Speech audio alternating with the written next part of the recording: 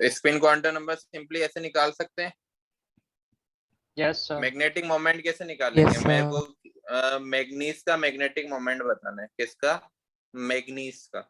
अब मैग्नीज का magnetic moment कैसे निकालेंगे? देखो, मैग्नीज की इलेक्ट्रॉनिक कॉन्फ़िगरेशन लिखो। क्या होगी मैग्नीज की इलेक्ट्रॉनिक कॉन्फ़िगरेशन? 25 इलेक्ट्रॉन होते हैं इसमें। आर्गन 4s2 3d5, यही होगी ना? Yes sir. Yes, अब sir. 3d5 यहाँ तक तो सारे फुल्ली फिल्ड होंगे, 3d5 भी हाफ फिल्ड होगा। किस तरह से फिल करेंगे 3d5 को? सब में एक एक इलेक्ट्रॉन। तो नंबर ऑफ अनपेड इलेक्ट्रॉन कितने आ गए इसमें? 5 आ गए ना। नंबर ऑफ अनपेड इलेक्ट्रॉन आ गए, तो मैग्नेटिक मोमेंट जिसको हम म्यू बोलते हैं वो क्या होता है? Root N n+2 Bohr magnetron. n क्या है? 5 × 7 बोहर मैग्नेट्रॉन। तो ये क्या हो जाएगा? Yes sir. आ गया। √35 बोहर मैग्नेट्रॉन। अगर म्यू इक्वल टू 0 आता है तो वो क्या होगा? डायामैग्नेटिक। डायामैग्नेटिक मतलब मैग्नेट की तरफ अट्रैक्ट नहीं होगा। और mu is not equal to 0 आता है तो वो होगा पैरामैग्नेटिक। समझे? अगर Yes, किसी में sir. अनपेड इलेक्ट्रॉन है तो वो पैरामैग्नेटिक है, मतलब मैग्नेट की तरफ अट्रैक्ट होने वाले हैं। अगर वो डायामैग्नेटिक है मतलब उसमें अनपेड इलेक्ट्रॉन नहीं है, मतलब वो मैग्नेट की तरफ अट्रैक्ट नहीं होने वाले। तो डायरेक्टली क्वेश्चन आ सकता है कि जिंक इज पैरामैग्नेटिक और डायामैग्नेटिक। तो बताओ। पैरामैग्नेटिक। डायामैग्नेटिक, क्योंकि इसकी जो इलेक्ट्रॉनिक कॉन्फ़िगरेशन है वो क्या है? आर्गन 4s2 3d10, सारे n इक्वल टू 0 है। यहाँ पे सब पेयर्ड इलेक्ट्रॉन है। n इक्वल टू 0 है तो म्यू की वैल्यू क्या आने वाली है? 0। अच्छा, कर लोगे आपने ना? तो जिंक ये वाले पूछा। जो तुमने क्या समझा? मैं मैंगनीज सोचा। ठीक है, तो ये जो 3 फॉर्मूले हैं सबसे इंपॉर्टेंट है। आगे चल के हम केमिकल बॉन्डिंग में भी इनको वापस से पढ़ेंगे और आगे बहुत सारे चैप्टर्स में काम आने वाले, कोऑर्डिनेशन कंपाउंड में भी काम आएंगे। तो ध्यान रखना है हमें। ठीक है, कर दो ही रहे अब। Yes sir. Yes, sir.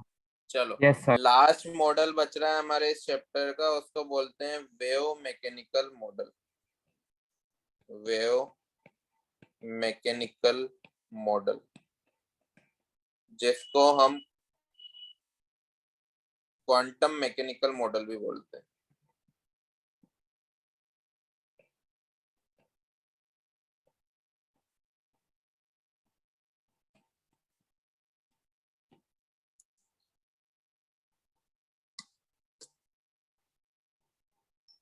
Sir का माइक वापस म्यूट हो गया।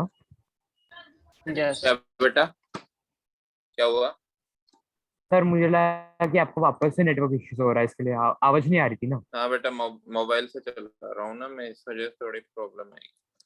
देखो, आफ्टर द फेलियर, जल्दी से थोड़ी बहुत थ्योरी है इसमें, वो नोट कर लो, मैं समझाते चलूंगा। और बोहर मॉडल,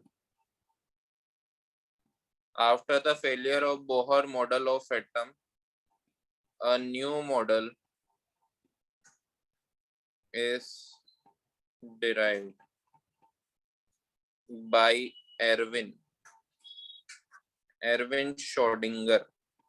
नाम सुना है इनका? Erwin Schrodinger. Schrodinger wave equation नाम सुना है? वही टॉपिक हम पढ़ रहे हैं। नॉन श्रोडिंगर एज चैट सुना है। वेव मैकेनिकल मॉडल काफी इंपॉर्टेंट मॉडल है, क्वेश्चन आते हैं इससे एडवांस में, हमको अच्छे से पढ़ना है। ठीक है, बोहर मॉडल के फेलियर होने के बाद एरविन श्रोडिंगर ने एक मॉडल निकाला जिसको हम वेव मैकेनिकल मॉडल बोलते हैं। अब इसका स्टेटमेंट देखो, this model is consistent with DBH. DBH क्या है? De Broglie hypothesis. ठीक है, आप लिख लेना फुल फॉर्म, मैं नहीं लिख रहा हूँ। De Broglie hypothesis as well as HCP। HCP क्या है? Heisenberg, HUP sorry, uncertainty uncertainty principle, ना सर। HUP। ठीक है, किससे मिलकर बनाए? इन दोनों से, DBH and HUP। In this model Schrodinger assume electron as a three-dimensional wave। अभी एक पेपर में, अभी ए फेज वालों का है ना पेपर हुआ था,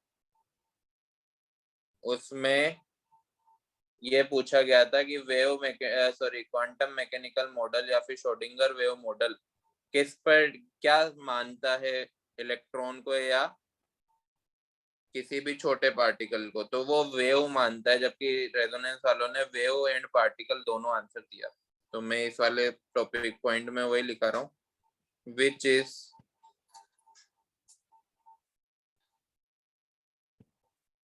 प्रेजेंट इन, सही आंसर उसका वेव होगा। इस मॉडल का नाम ही वेव मैकेनिकल मॉडल है। प्रेजेंट इन पॉजिटिव फील्ड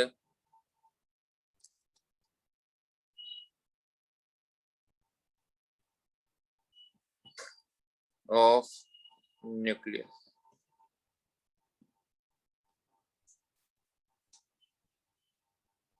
ठीक है, ध्यान रखना है हमें कि क्वांटम मैकेनिकल मॉडल में इलेक्ट्रॉन को एज ए वेव अज्यूम किया गया है, not as a particle.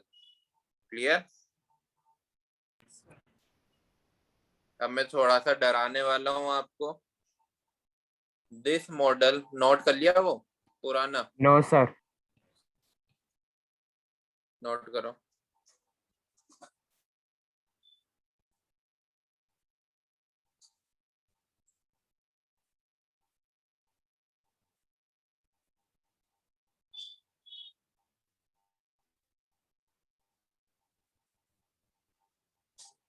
Sir किया? स्क्रीनशॉट ले लिया।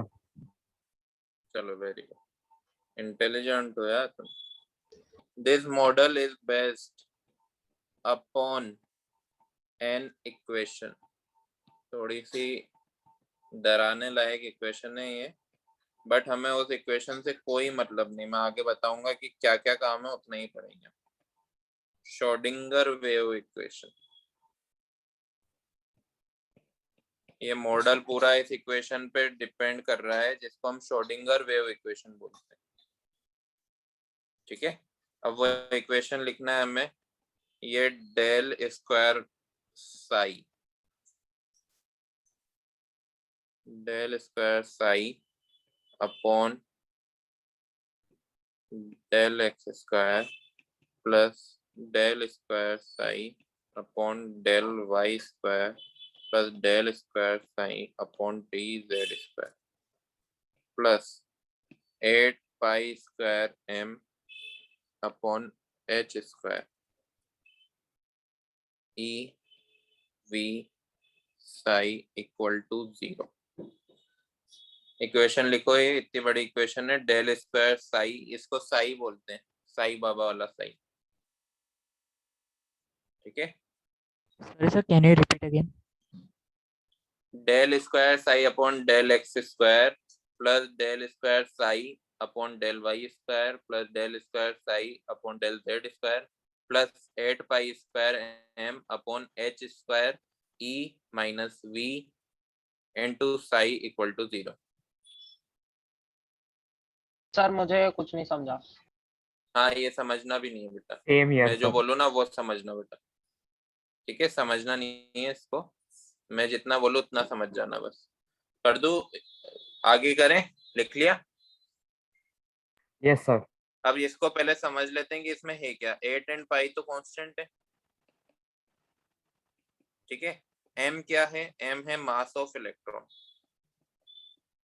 क्या है ये? m mass of electron. h सभी को पता है, प्लैंक्स कांस्टेंट। क्लियर यहाँ तक? तो यस सर। ये सर डेल मुझे स्क्वायर श्रोडिंगर अपॉन का पिछला पेज थोड़ा सा कंफ्यूजिंग अभी भी है। ये वाला, इसमें हाँ कुछ भी सर। नहीं है बेटा, थोड़ी सी बोहर की बुराई है, उसके बाद नाम है, किस पे डिपेंडेंट है वही लिखा है बस। और ये पूछा है, ये बताया है कि जो इलेक्ट्रॉन को हम मान के चल रहे हैं एज ए वेव मान के चल रहे हैं, नॉट एज ए पार्टिकल। ठीक है। ओके सर, ठीक है। फिर मैंने लिखा है कि श्रोडिंगर वेव इक्वेशन क्या है, तो वेव इक्वेशन लिखी है, उसके जो ये जो हमने वर्ड्स यूज करे हैं उनका मीनिंग बता रहा हूँ। Del square upon del X square हो सकता है, डेल वाई स्क्वायर हो सकता है, डेल जेड स्क्वायर हो सकता है। कब पढ़ा है आपने ये डबल डिफरेंशिएशन पढ़ा है आपने अभी तक? Yes sir. यस सर, पढ़ा है। तो ये डबल डिफरेंशिएशन ही हो रहा है with respect to x y z. E क्या है हमारी टोटल एनर्जी, ठीक है। वी क्या है हमारी पोटेंशियल एनर्जी, वी को वेलोसिटी मत समझना, पोटेंशियल एनर्जी पढ़ा था ना, total energy equal to potential energy plus kinetic energy. Yes sir. Yes हो चुका सर। है क्या वो? हाँ। साई जो सबसे इंपॉर्टेंट है वो है वेव फंक्शन, ये हमारे लिए इंपॉर्टेंट है साई। क्लियर?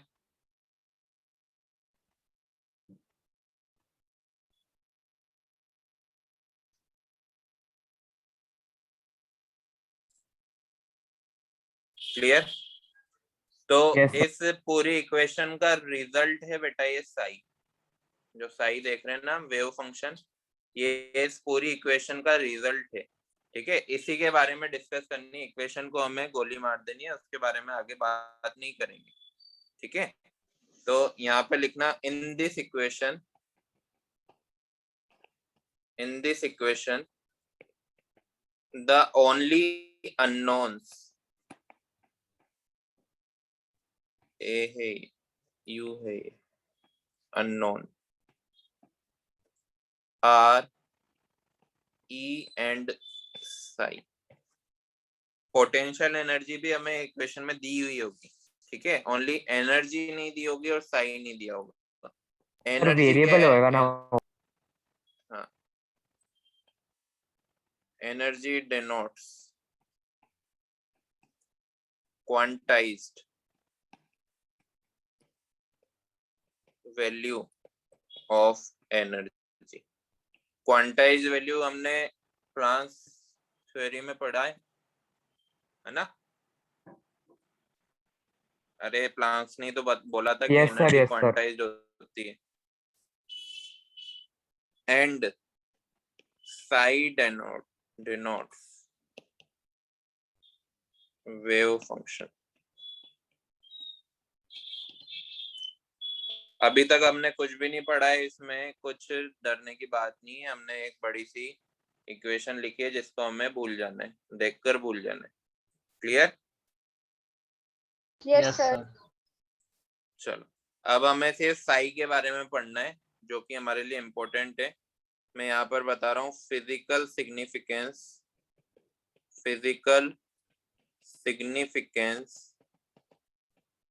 ऑफ साई।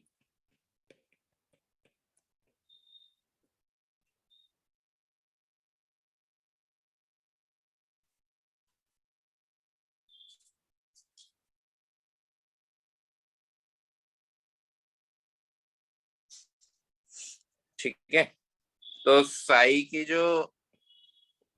है ना कोई फिजिकल सिग्निफिकेंस नहीं होती है, नो फिजिकल सिग्निफिकेंस। ठीक है, बट अगर हम साई का स्क्वायर कर दें तो इसकी कोई ना कोई फिजिकल सिग्निफिकेंस होती है। मतलब ये हमारे काम की चीज है, साई हमारे काम की चीज नहीं है, साई स्क्वायर हमारे काम की चीज है। क्लियर? अब ये साई स्क्वायर क्या है? ये साई स्क्वायर हमें बताएगा probability of finding an electron around the nucleus.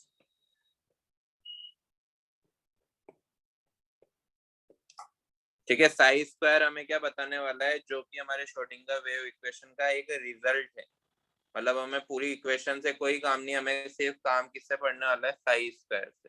वो हमें बताएगा probability of finding an electron around the nucleus. Clear?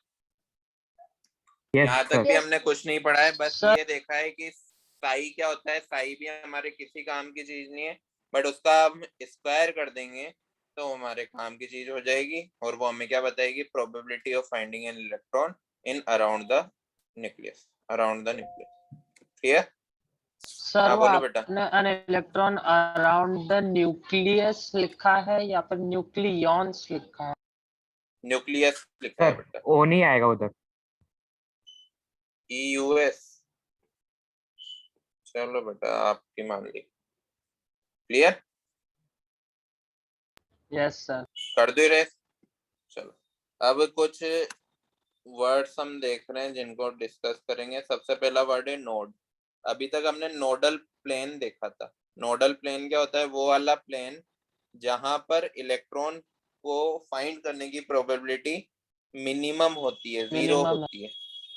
Zero है, जीरो होगा ही नहीं वहां, वो होगा नोडल प्लेन। तो नोड भी कुछ वैसा ही है। नोड में हम साई स्क्वायर की वैल्यू क्या रखेंगे, जीरो रखेंगे। और ये कौन सा होगा,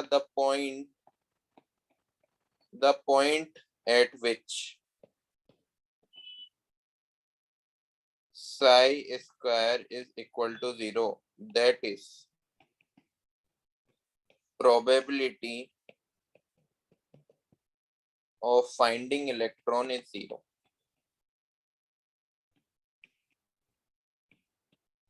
मतलब नोड भी नोडल प्लेन जैसा ही है ना। नोडल प्लेन तो पूरे प्लेन के बारे में बता रहा था, नोड किसी भी जगह को बोल सकते हैं। क्लियर?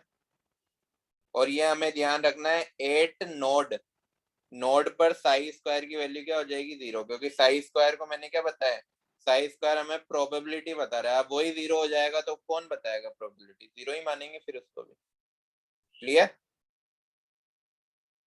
बोलो। Yes sir. है ना। नेक्स्ट टर्म है एंटी नोड्स। एंटी नोड पे हमारी जो साई स्क्वायर की वैल्यू है ना, वो मैक्सिमम हो जाएगी। नोड का उल्टा एंटी नोड। तो इसकी मैं डेफिनेशन लिखूंगा, पॉइंट एट विच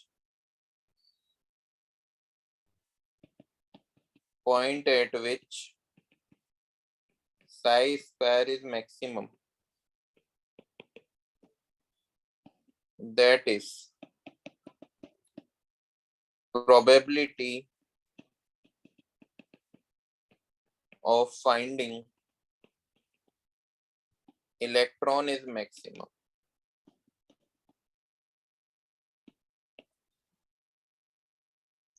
क्लियर है ना, ये दोनों चीजें समझ आ गई।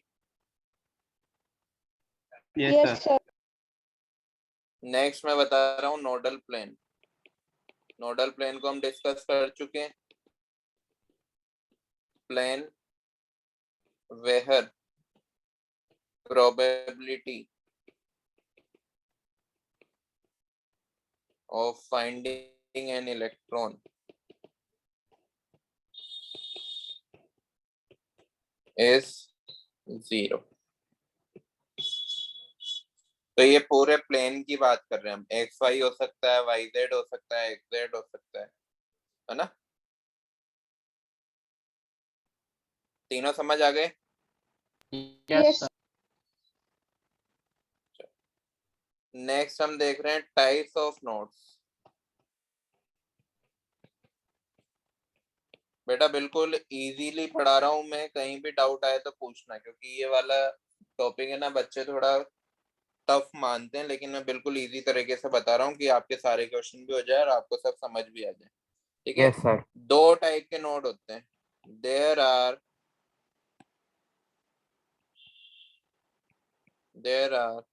To types of node.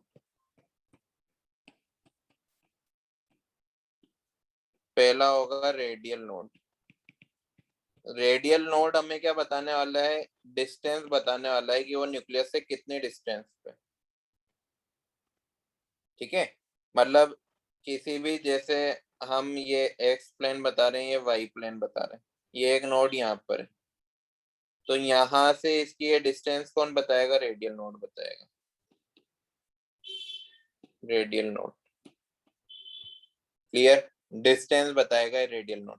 ठीक है, और एंगुलर नोड क्या बताएगा, किस एंगल पे है वो नोड। दो नोड होंगे, एक रेडियल नोड होगा, दूसरा एंगुलर नोड होगा, तो दो एंगल बताएंगे वो, एक तो इस प्लेन से बता दो, एक ZX वाले प्लेन से बता दो, ये वाला प्लेन से ही। ठीक है, तो जो एंगल बताने वाले हैं वो एंगुलर नोड, और जो डिस्टेंस बताने वाले हैं वो रेडियल नोड। समझ आया? Yes sir. बोलो। Yes sir. sir. तो सर तो मतलब इसमें रेडियल लिखना, नोड मैग्नीट्यूड देता है और एंगुलर नोड डायरेक्शन देगा। हाँ हाँ, इसमें लिख लेना nodes which are spherical in shape, spherical in shape।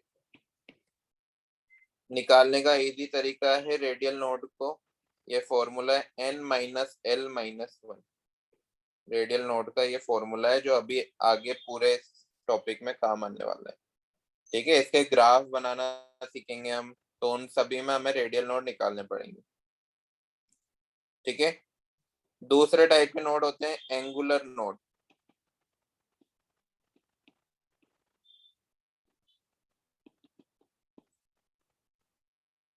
nodes which are angular in shape, angular in nature, that is along any particular line or plane। ठीक है, एंगुलर नोड क्या होंगे, जो एंगुलर इन नेचर होंगे, मतलब वो किसी line या फिर प्लेन पर प्रेजेंट होंगे। रेडियल नोड का प्रेजेंट होंगे एस वाले में, पता है ना, स्फेरिकल ऑर्बिटल होता है एस ऑर्बिटल, है ना। तो रेडियल नोड का होंगे एस ऑर्बिटल्स में होंगे। आवाज नहीं आ रही क्या मेरी, रेस्पॉन्स कर आवाज आ दो, रही है। आ रही है सर, आ रही है। है ना। एंगुलर नोड हमारे प्लेन्स में हो सकते हैं, लाइंस पर हो सकते हैं, किसी स्पेसिफिक एंगल पर होंगे। क्लियर? इसका भी फॉर्मूला हमें याद रखना है, एंगुलर नोड का जो फॉर्मूला है वो equal to azimuthal quantum number. ठीक है, अब अजीमुथल क्वांटम नंबर क्यों है ये, क्योंकि एल की वैल्यू क्या हो जाती है, 0 हो जाती है। कब? In case of S, spherical orbital, याद है ना। यस तो sir. Yes spherical sir. Orbital में एंगुलर नोड कितने होंगे, 0 होंगे। उसमें ओनली क्या होंगे, उसमें ओनली रेडियल नोड होंगे। समझ आया? Yes sir. बोलो, यस है ना। सर। नोट किया है, नोट किया। तो दो तरह के नोड है, एक है रेडियल नोड, दूसरा एंगुलर नोड। दोनों के फॉर्मूला में याद रखने, ये फॉर्मूले ही काम आने वाले। ठीक है, नोट कर कर दो लिया सर। रेस।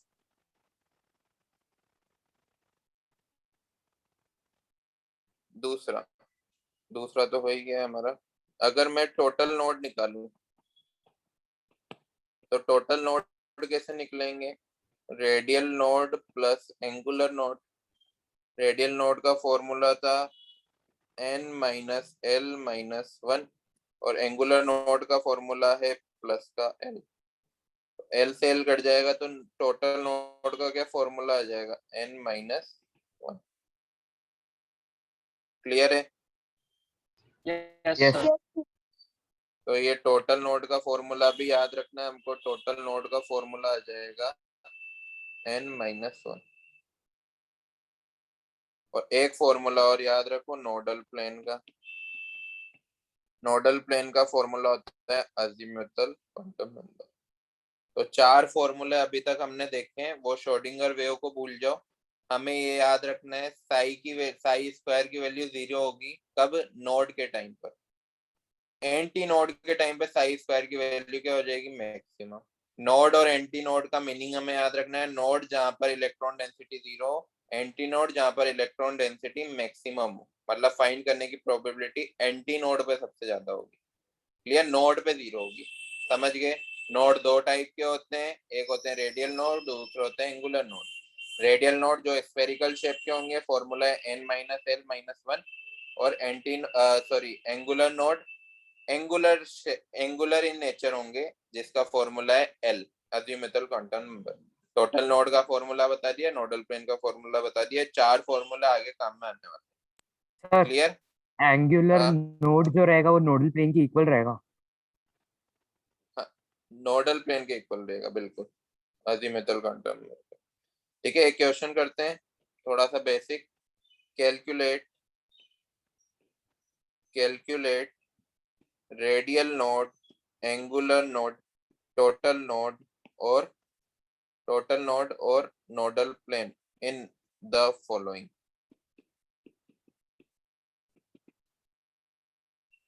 ठीक है, मैं एक टेबल बना रहा हूँ। ऑर्बिटल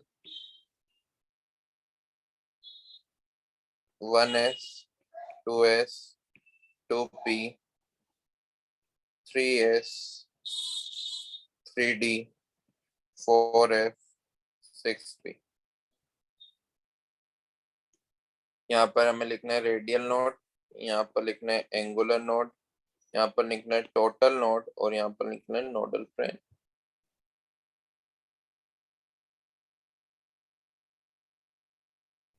ठीक है, तो देखो टोटल नोड एंगुलर नोड और नोडल प्लेन तो हम अजीमुथल क्वांटम नंबर के इक्वल लिख सकते हैं। बोलो। Yes yes. है ना? तो एस के लिए अजीमुथल क्वांटम नंबर 0, तो ये भी 0। वापिस से एस आया तो 0 0। पी के लिए 1, ये भी 1। एस के लिए वापिस से 0 0। डी के लिए 2, ये भी 2। एफ के लिए 3, ये भी 3। पी के लिए 1, ये भी 1। ये तो समझ आ गया होगा। Yes sir Yes, sir. अब रेडियल नोड निकालने हैं। रेडियल नोड, तो रेडियल नोड का क्या फॉर्मूला था? n-l-1। इसके लिए n की वैल्यू क्या है? 1, l की वैल्यू 0। 1 - 1 कितना हो जाएगा? 0। Clear? Yes sir yes n sir. -l-1 करना है ना। यहाँ पे n की वैल्यू 2 है, l की वैल्यू 0 है। 2 - 1 कितना हो जाएगा? 1। यहाँ पर n की वैल्यू 2 है, -1 -1 मतलब ये भी 0 हो गया। समझ रहे हो? Yes sir. Yes, zero sir. कैसे आया? ये फॉर्मूला लगाया डायरेक्ट। 3s के लिए n की वैल्यू 3, l की वैल्यू 0। 3 - 0 -1 मतलब 2। 3 - 0 -2, 3 - 3 ये भी 0 हो जाएगा। 4 - 3 -1 ये भी 0 हो जाएगा। 6p, 6 - 1 -1 मतलब 6 - 2 कितना हो जाएगा? ये 6 - 2 4। टोटल नोड इन दोनों को ऐड करना है, तो 0 + 0 0, 1 + 0 1, 1 + 0 1, 2 + 0 2, 2 3 5। समझे? निकाल सकते हैं ना? Yes sir. अब यहाँ पर देखो, यहाँ पर मैंने एक चीज देखी है कि एस ऑर्बिटल में कभी भी एंगुलर नोड नहीं दिख रहे हमको। नहीं दिख रहे ना? एस ऑर्बिटल में एंगुलर नोड नहीं होंगे, क्योंकि एस ऑर्बिटल का शेप कैसा होता है? स्फेरिकल। उसमें ओनली रेडियल नोड होंगे। देखो यहाँ पर रेडियल नोड तो है, यहाँ पर भी है। समझ रहे हो? बोलो। Yes sir. ये नोट करो जल्दी से, फिर एक छोटा सा मैं आपको तरीका बताता हूँ, एटम का स्ट्रक्चर बताता हूँ।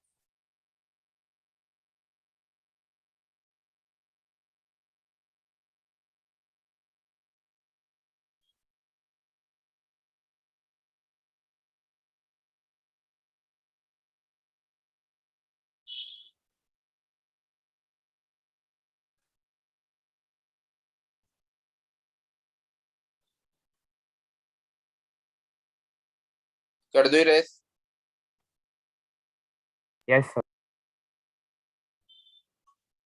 अब देखो मैं यहाँ पे लिख रहा हूँ S orbital does not contain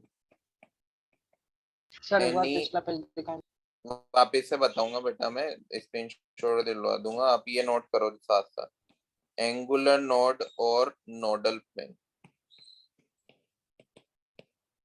मैं उसका स्क्रीनशॉट दिलवा दूंगा बेटा, आप पहले ये नोट कर लो। पहले हाँ मैं सर, ना आपको हाँ।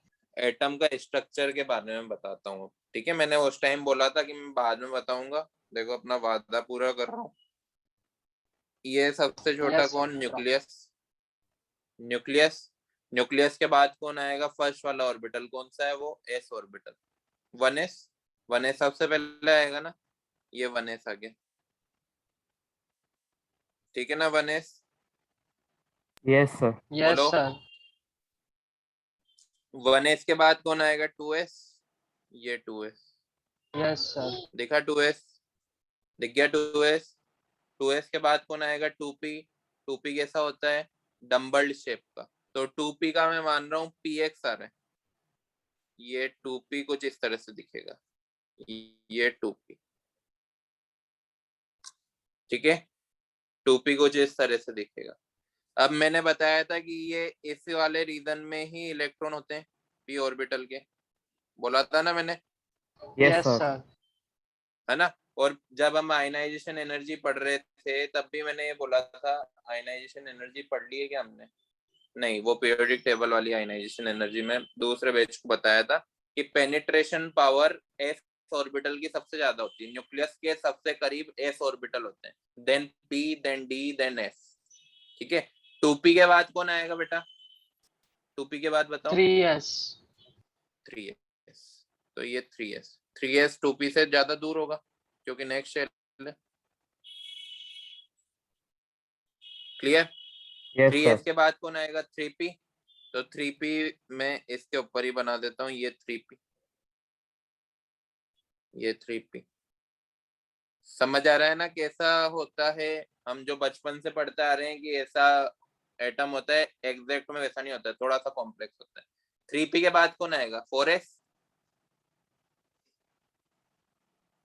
यस 3p के सर। बाद 3d आएगा, 3d, तो 3d को मैं ऐसा बना देता हूँ, 3d कुछ इस तरह से डबल डम्बल होते हैं ना, तो ये 3d को मैं इस तरह से बना देता हूँ। समझ आया? समझ आया? ये 3d। 3d के बाद कौन आएगा? 4s, तो ये 4s वापिस से स्फेरिकल शेप। बोलो, समझ आ रहा है यस सर। कैसा शेप है? अब मैं आपको नोड्स बता रहा हूँ, नोड्स, रेडियल नोड्स कौन से होंगे, एंगुलर नोड कौन से होंगे? Radial node spherical in shape. देखो 1s में कितने रेडियल नोड होंगे? 0, तो यहाँ पे कोई 1s के अंदर कोई रेडियल नोड नहीं, ठीक है? 2s, ये 2s वाला ऑर्बिटल था, ये मैं यहाँ पर रेड पेन से बना रहा हूँ, ये 2s वाला ऑर्बिटल था। 2s में कितने रेडियल नोड होंगे? 2s में 2 -0 -1, 1 रेडियल नोड होगा। वो रेडियल नोड का है ये वाला, ये पूरा का पूरा रीजन क्या है? रेडियल नोड है, यहाँ पर इलेक्ट्रॉन नहीं होगा। समझ रहे हो? रेड वाला पेन, यस सर। है ना? 2p में क्या रेडियल नोड होंगे? 2p में देखो यहाँ पर रेडियल नोड थे क्या? नहीं थे, बट एंगुलर नोड है ना, एंगुलर नोड का होंगे इस वाले एंगल पे होंगे, ये वाला एंगल, ये 2p का, ये हमारे क्या है? मैंने बताया कि जो इलेक्ट्रॉन है वो ओनली इस वाले रीजन में रहने वाले हैं, इस वाले रीजन में ग्रीन यस बना सर। दिया मैंने। कहाँ पर नहीं है इलेक्ट्रॉन? जहां पे मैंने रेड से बनाया, तो ये क्या है? ये एंगुलर नोड है, ये क्या है? ये एंगुलर नोड है, समझे? Yes, बोलो। sir. सर उसको रेड से करो ना, एंगुलर नोड को। आप एंगुलर नोड लिखिए ना, उसको रेड से करो ना सर। अरे समझा रहा हूँ यार बेटा, समझो, समझने वाली चीज। हाँ। वापिस से आए हम 3s पे, तो 3s पे ये वाला देखो, ये वाला हमारा एंगुलर नोड हो जाएगा, 3s वाला, ये समझ रहे हो? यहाँ पर जो नोड हमारे स्फेरिकल शेप के हैं वो क्या है? रेडियल नोड है, और जो नोड हमारे जो नोड हमारे एंगुलर शेप के किसी एंगल पे किसी एक्सिस या किसी प्लेन पे होंगे वो हमारे क्या है, एंगुलर नोड है। ठीक है, देखो यहाँ पर मैं 3D के दो बता रहा हूँ। 3D कौन सा था, ये था ना 3D। एक एंगुलर नोड तो ये है, ये वाला, मैं इसको व्हाइट से बना देता हूँ, ये दिख रहा है? ऐसा Yes, तो sir. नहीं लग रहा कि क्या कुछ भी कर रहे हैं। दिख रहा है radial node, sorry angular node. एक एंगुलर नोड ये है, दिख रहा है? समझे sir. क्या होते हैं नोड? तो सर वो यहाँ पर नोड इलेक्ट्रॉन नहीं होंगे जो, ना? हाँ यहाँ पर इलेक्ट्रॉन नहीं होंगे। नोड वो वाला पॉइंट है जहाँ पर इलेक्ट्रॉन नहीं पाए जाएंगे। इलेक्ट्रॉन ओनली कहाँ पाए जाएंगे, इस वाले रीजन में, ये वाले रीजन में। तो बाकी की तो खाली जगह नोड ही होगी ना, बोलो? ये वाले रीजन Yes, में इलेक्ट्रॉन पाए जाएंगे। तो वो खाली जगह जहाँ पर इलेक्ट्रॉन नहीं हो सकते उनको हम क्या बोलने वाले हैं, नोड्स बोलने वाले हैं। दो तरह के होंगे, रेडियल नोड और एंगुलर नोड। रेडियल नोड वो जो स्फेरिकल शेप के होंगे, ये जो मैंने बनाए रंगोली जो बनी थी ये रेडियल नोड होंगे, खाली जगह जहाँ पर इलेक्ट्रॉन नहीं हो सकते। एटम का ज्यादातर हिस्सा खाली है ना, तो खाली जगह को हम, अगर वो स्फेरिकल शेप का है तो रेडियल नोड बोल रहे हैं, अगर वो एंगुलर शेप का है तो उसको एंगुलर नोड बोल रहे हैं। सिंपल है, समझ आया? गई क्या दिमाग में? यस बोलो, सर। है ना? कैलकुलेट करने के मैंने 3-4 फॉर्मूले बता दिए हैं, रेडियल नोड को, एंगुलर नोड को, टोटल नोड को, नोडल प्लेन को। जिसमें से एंगुलर नोड और नोडल प्लेन तो अज्यूमेटल क्वांटम नंबर के बराबर है, और रेडियल नोड का फॉर्मूला है n-l-1, और टोटल नोड को हम radial node plus angular node कर ही देंगे। तो सिंपल से 4 फॉर्मूले आपको याद होने चाहिए। और जो 3D में था वो तो मैं बता नहीं सकता हूँ, 2D में ही मैंने आपको बताया। थोड़ा सा इमेजिन आप भी करना, और आप YouTube पे थोड़े 3D वाले वीडियोस देख सकते हो। ठीक है, शेप ऑफ Yes. ऑर्बिटल डाल के देखना। ठीक है, चलो नेक्स्ट क्लास में मिलते हैं। इसके Yes, आगे sir. हम ग्राफ बनाना सीखेंगे और ये वाले चैप्टर को क्लोज करेंगे, फिर हम मोल कॉन्सेप्ट स्टार्ट करेंगे। क्लियर? सर मोल आज कॉन्सेप्ट के लिए वापस इतना से? ही। Sir, मोल कॉन्सेप्ट कहाँ पढ़ा बेटा आपने, पढ़ लिया क्या? Yes sir. Concentration term index नहीं वगैरह सब पढ़ा पढ़ है लिए सर। क्या, लिमिटिंग रिएजेंट वगैरह? नहीं सर, सिर्फ एवोगाड्रो नंबर पढ़ा है। तो बेटा वो ITC था, इंट्रोडक्शन टू केमिस्ट्री। ठीक है, मोल ठीक है कॉन्सेप्ट अभी सर। स्टार्ट नहीं हुआ है तुम्हारा। चलो मिलते हैं नेक्स्ट क्लास में। Bye, good night, happy okay Ganesh sir. Bye, Chaturthi. sir. Thank you. bye, sir. Bye Thank you, sir. Thank you bye sir. Sir. Have a nice evening. Bye Same to you, bye, thank sir. You.